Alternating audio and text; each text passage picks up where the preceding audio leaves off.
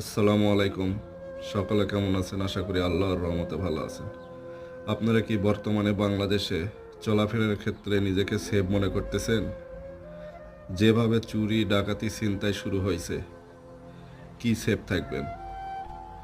বা আপনাদের পরিবার কোনো কাজে কোথাও যাইতে হচ্ছে, সেই ক্ষেত্রে বাসে, ট্রেনে কোথাও কি নিজে সেফ মনে হচ্ছে? আমি তো প্রবাসে থেকে সবসময় এইটাই আমার টেনশন হয়। আমার পরিবার কোনো কাজে যদি ঢাকায় যাইতে হয় বা অন্যান্য কোথাও যাইতে হয়, সত্যি কথা বলতে কি খুব টেনশন হয় যে আসলে ভালোভাবে কি আবার ফিরে আসতে পারবে নাকি বাসায়, বা যেখানে যাচ্ছে সেখানে ভালোভাবে সেফলি যাইতে পারবে নাকি।